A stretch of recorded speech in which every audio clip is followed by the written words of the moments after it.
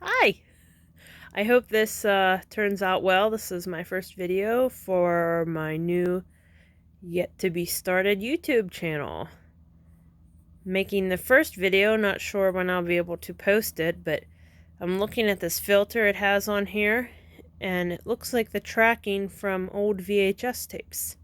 Anybody remember those? um,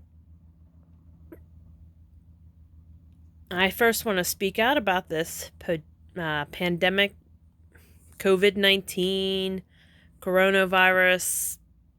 I don't want to say crap because it makes it sound like I don't care, but I'm not as worried as some are. I refuse to panic. I refuse to hoard stuff and then resell them, or hoard stuff in general, because there are those out there that need them. Mothers with young children, babies that still need wipes and diapers and such, and then there's the elderly, the other end of the spectrum. And today I heard Italy is not, I don't want to say treating anybody over the age of 80 with coronavirus, so they're basically leaving those to die. But that's where our lives come from, our elderly. We wouldn't be here if it weren't for them. Can you imagine what all they've had to live through? The Great Depression, the stock market crash, some of them even 2 world wars, the Korean War, the Vietnam War, and all our wars since then. And we're going to leave them to die? I don't think so. If I could do my part, I would. And I believe with our president that we have now, we would never let that happen. I've been speaking to a friend over in England who I went to college with for a short time, and she said it's not too dissimilar between us and them. She likes the fact that in our media here in the States that they actually will interrupt programming for press conferences from task force, the president, who, what have you, regarding this whole situation. And they don't do it over there. The programming goes on as normal, so it's a little bit harder to see those press conferences. The travel ban that our president instituted with Europeans, or from Europe in general, kind of ruined her family vacation to Disney in 2 weeks. They were going to fly here to the States and then fly down south. I feel bad for them, but you know what? We do need to keep safe. But I think it's sad that it took this long to learn how to wash your hands.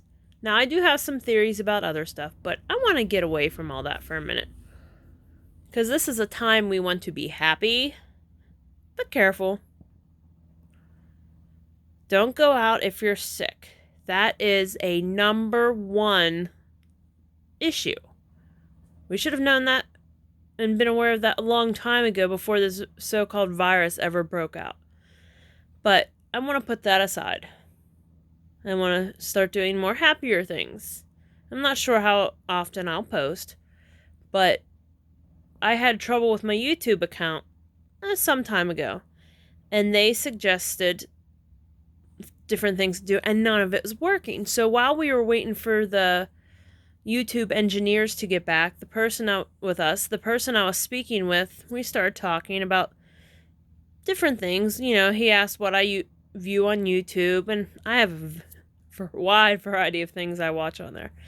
But I told him how I watch old Temptation videos and videos on stars I've met at Comic-Con, and then I told him about the Comic-Con that I actually go to here outside of Pittsburgh. There's one in the city of Pittsburgh downtown, but the better one is still CityCon in Monroeville, which is maybe 15 minutes outside of Pittsburgh.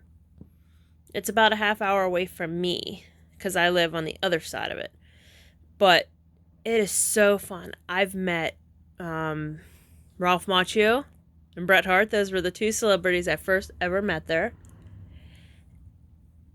And then I've met, the guy who played Doc Brown in Back to the Future. I've met Lou Ferrigno. What's Eric Estrada that played that one guy on Chips. I've met two of the girls from Charmed, Shannon Doherty and Holly Marie Combs. I've met Razor Ramon and Diesel, otherwise known as Scott Hall and Kevin Nash. I've met some of the Brady kids. I forget which ones were there. I think they played Greg, Bobby, and Cindy. I think those were the ones that were there at that time. Michael Rourke, I think I pronounced his name right. Anyway, from The Walking Dead, he did his own Q&A when we were there, and we were sitting in the front row, so he asked if anyone had a question, and I raised my hand. I was like, hey. And he came over, and I said, here's a fry. Because I was like, hey, I want to share dinner with a celebrity. And he said, that's not a question, that's a statement. Because I was like, fry? And I said, would you like a fry? And he's like, heck yes. So I was like, hey, I had dinner with a celebrity. Because I figured it'd been a long day and I didn't want to wait for my dinner anymore. So I ate my dinner during his Q&A. I've actually met Ralph Macchio twice. He's very, very nice guy. He doesn't like to do Comic-Cons too much in the summertime because he likes to spend that with family. He stated that once. But I have the first distinction to have asked Ralph Macchio a question nobody asked ever to him before.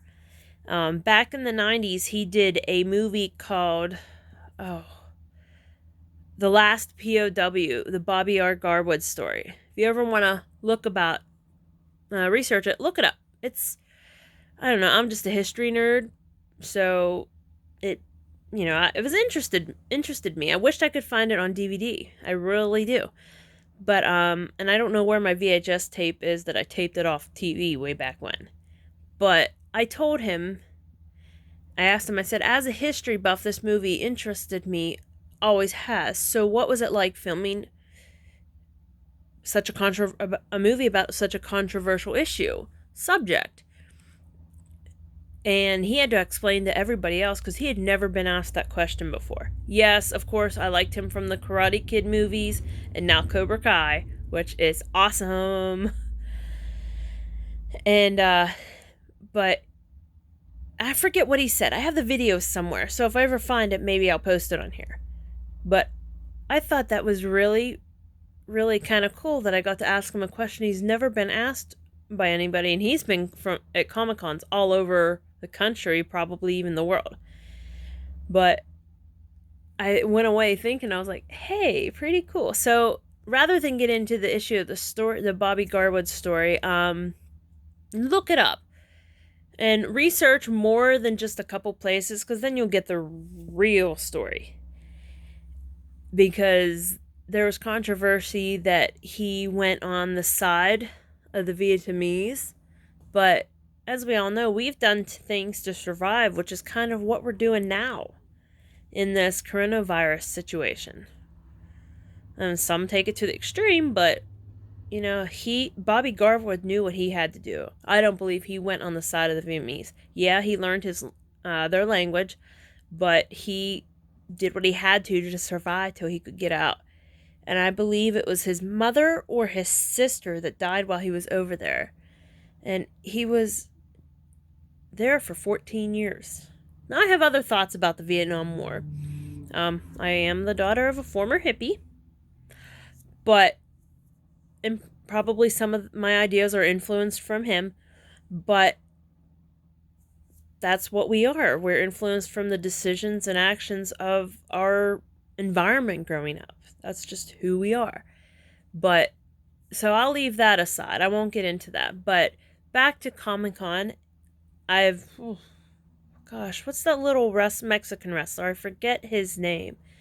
He always wears a mask. The name escapes me. I've met him at Comic-Con. I've met Mick Foley.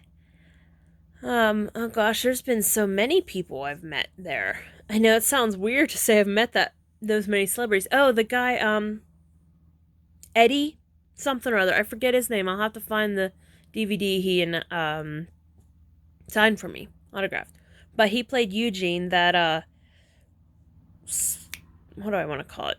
Nerd geek, however you want to call it, that was in both Grease and its less than favorable sequel, Grease 2. He was so nice. His autographs and pictures with him were only $20.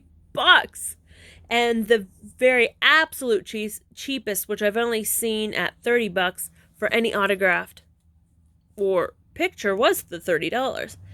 But for other celebrities, and I've never seen it cheaper to $20 since meeting this guy that played Eugene. But so my folks and I were leaving, and I saw him sitting on the sidewalk outside from, well, maybe 1 o'clock to maybe 10 after 1. And nobody, he was just like a normal guy. They had a food truck out there that had stuff like hot dogs, nachos, pop, that kind of thing, which they don't normally have, but it was out there for this con. And we had a case of water in our car because we tried to save money. Food inside the venue is so expensive. And then I asked, I really tell my parents, I really want to go over, but I don't have any money because we used all our money. That was the same con that the girls from Charmed were there, and which I used to watch with my dad growing up. Now, my dad had a bright idea. Just go over and ask him. Tell him your situation. And, excuse me. I was afraid. I was chicken. I was chicken most of my life. I've gotten kind of away from that for a little while. But, we had the case of water in our cooler, so I took him over some water because it was so hot that day, and I thought between the nachos and the pop and, oh gosh, I don't know what else he was eating. I can't remember what else he was eating, but it just doesn't seem like stuff he would eat on a hot, sweltering day. And he took the water. He was gracious and kind, and he signed my CD and took a picture with me. I will have to post that picture on here sometime soon. I have to go in. I have probably over 5,000 pictures on my phone because I have cats, and I take multiple, probably 100 pictures of them a day. I'll get more into my cats later. But I just wanted to put this video out there. It's March 17th, 2020, and probably we're one step away from being in a total lockdown in this country. But I just wanted to share some fun stories. I'll definitely talk more about Still City Con, and located in Monroeville, Pennsylvania. I enjoy going. I haven't been able to go for a couple cons now because I was in an auto accident a couple years ago, and things decline, and I'm working on inclining them. Having surgeries and physical therapy from them. So, but my dad likes to go dressed as Hulk Hogan. And he does. And again, I will post pictures of him sometime soon on this channel. So I hope this was a good video to start out this channel. My cats are around somewhere, but they seem to be hiding right now, so I don't think they'll make it onto this video. I don't know what else to say. I hope you guys are staying safe out there. Be smart, be safe, but please have common sense out there. I will look forward to doing another video soon. I told the guy from YouTube who actually suggested that I make my own YouTube channel after hearing about all my interests, because before I hit my medical issues after my car accident, it was right after the car accident, because I wanted to stay involved in things. I was doing community theater until things got really bad. I lost the ability to walk several months ago, and I had surgery 2 months after that. So things are starting to look up. It's just I'm not a very patient person for certain things. I want to walk normal now. But it's been fun making this video. The guy from YouTube suggested, like I said, suggested I make my own channel. And after telling him about the theater, about Comic-Con, he had no idea about Still City Con. That is the best Comic-Con. And I have family and friends that go to all other cons across the state. Yeah, you have your big giant Comic-Con out in, Bakersfield? California? Whatever one big one is in California. I'm not sure. I'd like to go to it one day, but this one is one of the cheapest on the eastern coast. I know there's Dragon Con down in Atlanta, Georgia. I'm not sure when they are, but Still City Con has it 3 times a year. Usually in April, August, and December.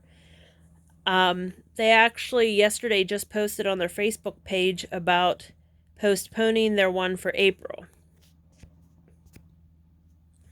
And hold on, I gotta plug my phone in before this thing dies and this video doesn't save. There we go.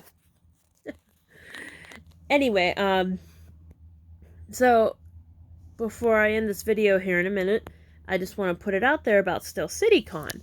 Again, there's no I live 30 minutes away and there is no advertisement in this area. I don't know why, but it is the best con. They try to start one up in Erie, PA. I'm not sure how that's going. It's just a bunch of fun. One year my dad entered the costume contest, and a lot of people do makeup issues. Not issues. That was the wrong word. But do their own makeup, make their own costumes. Yeah, my dad had to make his own shirt at the graphics place, t-shirt graphic company. I forget the name of it. It's local in our hometown. And he had to make the skull cap that Hulk Hogan wears. But other than that, all he has to do is put that on and the blue jeans or black jeans, because I think he's done both. And he now has a WWE Championship belt. We're not sure if it's real because it looks really, really real and is extremely heavy. It's signed by another wrestler on the back that wasn't Hulk Hogan. But it's still fun. It fits the costume. So I would like to, I got away from telling about the costume contest. The 1 year, first time he entered it, it was, I think, 101 entries, and he was number 15. But he didn't get past number 15 because they do different, they knock it down to like the top so many in category, and then they go from there, and then they pick the winner. Because most of the judges were makeup people. And my dad just has the natural look. So, I mean, seriously. Bruno Sammartino, who was from Pittsburgh, he sadly passed away since this. I think about 11 years ago, we were at Idlewild and Soak Zone, and Gateway High School, one class was having their class reunion and doing some charity thing there, and they had several wrestlers, including Chili Billy and Bruno Sammartino. There were a couple other, I don't remember their names, and he told my dad, people ever tell you look like Hulk Hogan? And my dad was like, no. Well, that gave the idea. So now, not only does he have fun at Comic-Con, my dad has fun going out into the world dressed as Hulk Hogan. I can't wait. I'll have to find the picture. Maybe I'll post it today, tomorrow, but soon, I promise. I also told this YouTuber guy when I was calling that day about the issue with my account about my interest in music and how I perform at a local nursing home, which I adore. I mean, I love playing for them. I don't do it for anything else. And it's basically their Sunday service. I do it once a week. Or sorry, not once a week, once a month. And I just play gospel music. Because since my legs have gotten worse, I haven't been able to carry my saxophone in. But, so I sing. Sometimes I sing a cappella. I was, hold on, I'm gonna pause this video. I'll come right back. Okay, I think I'm good. My phone had come unplugged again, and the battery was going down, and I didn't want to lose this, so now just a little past 19 minutes. So, yeah, so I told my, this YouTube associate that I was talking to on the phone about before the engineers came back, and we still didn't quite figure out what happened, but somehow the account fixed itself. I had told him about my interest in music, which really was, I sing, I play instruments. My major instrument was saxophone. I told him how I majored in music, which really and truly The saxophone should have been for fun, and I should have majored in voice. I would have done a lot better because I don't want to brag because I hate bragging. I really don't. It wasn't who I was brought up to be. But listening to myself playing both a saxophone and or singing, I sound better at singing. The first time I ever sang in public outside of church was junior year of high school. I believe it was when I played the singing Auntie-M. No. Sorry, that was my senior year because I joined the drama club the year before. So then my senior year, I played Auntie-M, and the first time I ever sang in public was during them. And Auntie-M normally doesn't sing. I had auditioned for Dorothy. But they liked my singing apparently and told me to go pick a song because I would be a singing Auntie-M. And I could not figure out what song to sing. There is no song for Auntie-M. So I went to, my mother took me to Barnes & Noble. She sat in their little cafe. This is back in the fall of 2001, a few months after 9/11. And I went through every sheet music book that our local store had. And after 4 hours, yes, 4 hours, I came up with a song from a rather just as famous musical. And it was an older one, just like Wizard of Oz. That, The Sound of Music. I sang Climb Every Mountain. But I also sang it a cappella. I don't know what possessed me. I was not afraid. Not at all. And I always have had a naturally loud voice, and I would rehearse out in the hallways or out in the cafeteria, which was behind the auditorium. It got to the point I was not allowed to rehearse my song at the school at all. I had to wait till I come home, or when I was at home, out of school, to rehearse, because my voice would carry so much that it would disrupt the rehearsals of the show. I didn't mean to, but I had fun singing. I always do. It really lifts the spirit. I've always said music is medicine for the soul. So, I don't know. I can't believe I've been on here for a little over 22 minutes. But, in talking to the YouTube guy about all this and my interests, he says, you really should create a YouTube channel. And I'd never thought of it. I didn't think that was something I'd ever do. But here I am. First video. Maybe I could keep talking for another couple minutes and make it 25. What do you think? I don't know how long people do when they have their YouTubes. I follow Andrea Barber on her video vlog. That's just a vlog. I don't know if people make videos longer, but here I am. Day one of, quarantine. I've been in the house since surgery, basically, except for doctor's appointments. So I guess that's why I think differently about the quarantine. No different to me. But yes, I sit here. Everybody in my house has a hand sanitizer bottle beside them. I just got done doing the floors today while my folks were out. So here I am. But anyway, I am, with this YouTube channel, I plan on doing a variety of things. I would like to, when I do get to go back to Comic-Con, take video with me. Of course, I may not be able to have as long of videos when I do, but who knows? We'll see what happens. And when I do perform at other places, when I get back into the theater, I want to thank the Geyer Theater of Performing Arts down in Scottsdale. When I needed to keep busy and moving around before things got really bad with my walking and eventual need of surgery, that they provided a way for me to do that. They didn't know how much that meant for me. My first audition was for Little Mermaid, and for the I can't believe I tried a dance audition. I shouldn't have done it. I started seeing colors in front of my eyes, was about ready to pass out. So I was like, okay, I can't do it yet. Then I started doing shows where I could move a little bit, but wasn't too much that it would injure me, because I still had injuries from the wreck. But I had to keep moving, because if you don't move, you lose it. The phrase, you don't use, you lose. So, but the first show I could do was called Cats. And the director, Jill Jasmine Sharlock, I think I said her name right. Shout out to her, and of course everybody in the cast and crew. I had so much fun and met quite a few wonderful people. A friend of mine I met died of cancer, and I met her during that show, died of cancer about 2 years ago. And one of my Persians I got actually died. My Persian cats, funny, died. She died about 4 days before they were born. So yes, I give my cats people names. I gave her the middle name of Dana because that was this lady's name. But anyway, I've actually been a chatterbox for 25 minutes. So so I'm gonna cut it off here in a minute when I finish about the show.